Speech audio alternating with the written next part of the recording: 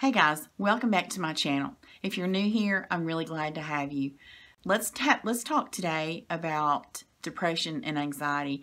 I really don't know how to go about talking about this, but I know a lot of you that follow me on the regular, you know that I've been dealing with this. I know that some of y'all are dealing with it too, and you've asked that I talk about this, and I think that's a good idea, because until we kind of talk about it and people understand that, you're not alone.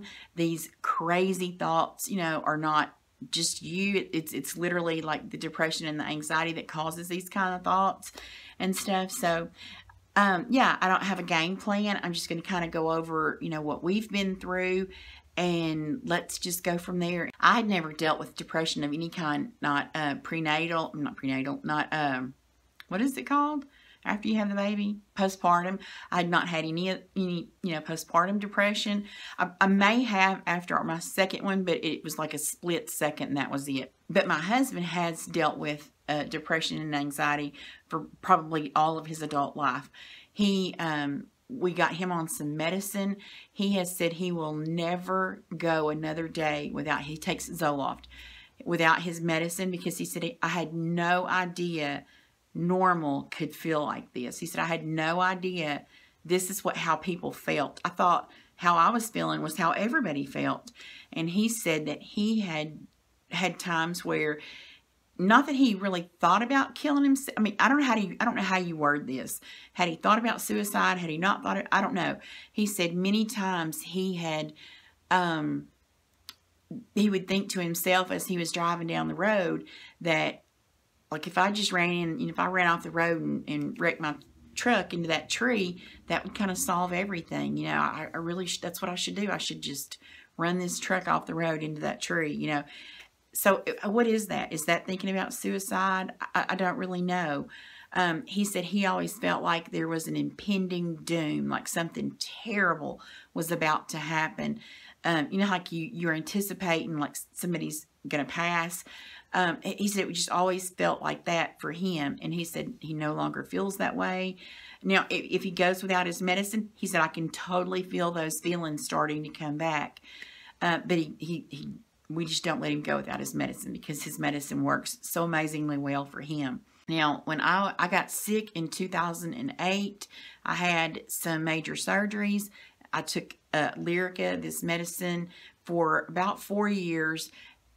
During those 4 years, I had some really, really dark thoughts. I don't know how else to describe it. Like, to me, it wasn't depression. It was just dark thoughts. Almost kind of like having a nightmare, but you're not asleep. It was those scary, dark, death, dying, all that kind of, that was just that kind of stuff. I had to go off of the Lyrica because it caused me to start having seizures, so I had to go off of it. And I'm glad I did, because I guess I would still be taking it. What I took it for was for nerve pain, and at the time the pain was out of this world, and it still, like, I don't know how to describe it. I still have that nerve pain, but now that I'm not taking the Lyrica, this is as bad as it was on the Lyrica, but it was 10 million times worse when I started the Lyrica. So in my mind, if on the Lyrica, that's how much the nerve pain still hurt, I could not go without my Lyrica. Well, that's not true. This is how much it hurt on the Lyrica. So when I needed it, when the pain had been terrible, right after my spine surgeries, but it had made it, I guess maybe it had gotten better on its own. I don't know how to say that, Anyway, the nerve pain is now no worse than it was when I was on the Lyrica. It was a million times worse when I started the Lyrica, but anyway, at some point it had stopped hurting, gotten better, whatever, but I was still taking the Lyrica because I thought I needed it, but I didn't. But it caused crazy dark thoughts. Death, dying, all that kind of stuff. But it also, for me, caused, it made me say, I really don't like this life. I really kind of hate this life. I've always been a really active person. I enjoy being active. That was what made me feel good. That's what made me feel happy, was to be like, our house is was built in 1908, and I love working on the house. Well, I can't do that anymore because, you know, my back hurts. But I can't do anything that I loved working in my yard and having pretty flowers and all that kind of stuff. I can't do that stuff anymore because, you know, the spine surgeries. But so it left me really questioning, you know, not even questioning. I just didn't want to be here. I didn't necessarily want to be dead. I don't know how to describe it, guys. That's kind of why I wanted to talk about it, because I don't know how to put this into words. But I think probably some of you will understand, because I know you probably dealt with maybe some of this before. I mean, I think maybe y'all have dealt with this maybe, or something similar to this. And I think we should talk about it, and so that we know it's completely normal to be feeling so crazy, because I do feel crazy at times. For me, the crying has been a pain in the butt. I've cried more since 2000. I was 41 when my ordeal happened.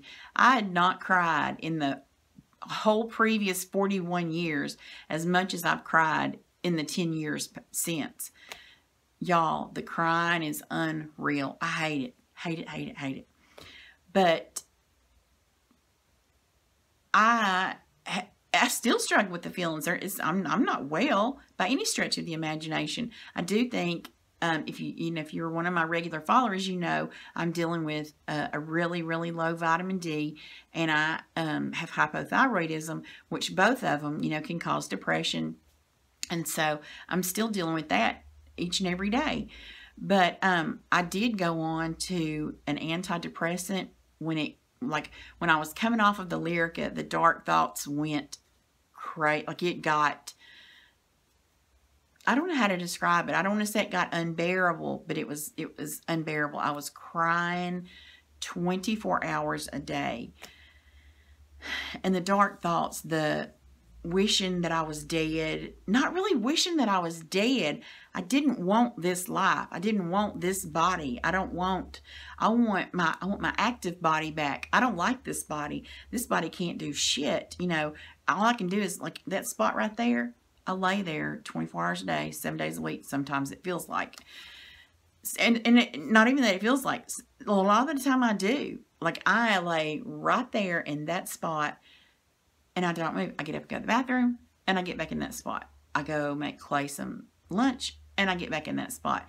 That's not me. I don't like that. I would lay here and look out, you know, outside to where I would normally be enjoying myself doing something, and think, I hate this life. I really hate this life. I hate this body. I really hate this body. You know, and I'm like, if I could just sit this body down somewhere so that I can go about my business, what I want to be doing, I'd be so happy. But I can't. I've got this body strapped around my neck that I'm not strong enough to go wag this raggedy body around and do the things that I enjoy.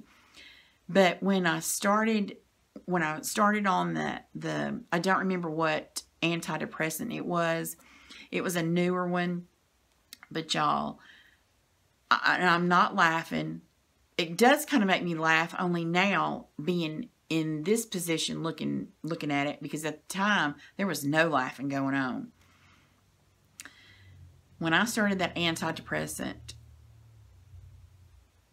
the feelings, the dread and doom and gloom and doom, I don't know how to describe it, y'all, but the fear, like my fear went off the scale. I was so afraid, and I'll tell you, like, I don't talk about this I'm not sure I've talked about this to anybody.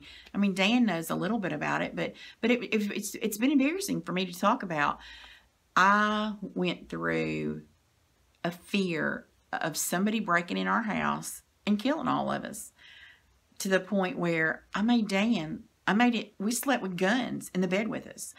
I would get up 5,000 times a night and go make sure every door and window was locked. My fear was out of this world.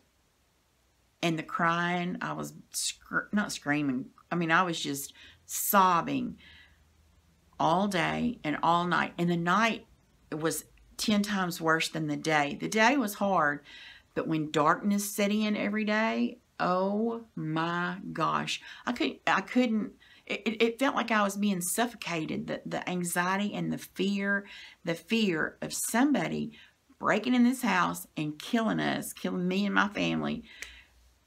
I was petrified that was going to happen every single day of my life. And so I went off of the antidepressant because I said, look, I mean, I remember sitting out, I was in my car in the driveway, squalling into the phone and to the nurse at my doctor's office. And she said, do you think you need to go somewhere? Is that what we need to do? Do we need to get you somewhere? I mean, it was to the point where I really thought I was fixing to have to get checked in somewhere, or because I was losing my mind. I really felt like I was losing my mind. And I said, no, because the only reason I didn't, I probably did need to go somewhere. But guys, I didn't. I wouldn't say yes, I need to go somewhere, because I couldn't. Like, I knew Dan couldn't come with me with the gun. He couldn't bring the gun to protect me, you know. And that's the only reason I said no. I said, no, let me try to deal with this myself. Let me go off of this antidepressant and see if that helps. Because if that don't help, then I think I probably do need to go somewhere, because this is unreal. Thankfully, coming off of that antidepressant medicine helped. It calmed down. It calmed those feelings down. But I still deal with the crying, the sadness, mourning the life I had before, you know, I got sick and had all the surgeries. Just the sadness, just sadness, depression, you know. I don't know, guys. I hope, I really don't even know the point of this video today, other than let's talk about depression. Let's talk about the realness of it. I know for me, it's embarrassing, you know. I don't know why. I have no idea why it's embarrassing to me. I don't know why I don't know. I don't really know, guys. I hope that I hope this opens the floor so that we can talk about it some more, and talk about what like how the anxiety and the depression manifests in our life, so that we know we're not alone, that we do know that we can get help, and sometimes even the medicine causes what we're dealing with to be even worse, that it's not always the medicine's not always the answer. I know for me, I have an extremely low vitamin D, and I deal with hypothyroidism. Both of those, I believe, lend a hand in the depression and anxiety. But I'm working on, I'm taking some vitamin D supplements, and I'm telling you guys, it has really helped me just in the month. I've been taking it for about a month. It has really, for one, it helps with my sweat, and I'm not sweating like I was. But I'm also not crying at the drop of a hat. So that's a big bonus for me. So if this is something that you're dealing with, Dan just walked past the door out there. That's what I was looking at. If it's something that you're dealing with, keep in mind that maybe you need to have some blood work done. Maybe you have a low vitamin D. Maybe your thyroid's out of whack, which both will cause depression. So, yeah, guys, let's just open the floor. Let's have a discussion, and let's all see if we can't get ourselves to a better place, and also realize that this is not something to be ashamed of. It's something to treat and make better. Thanks, guys, for watching, and I'll see you in the next one.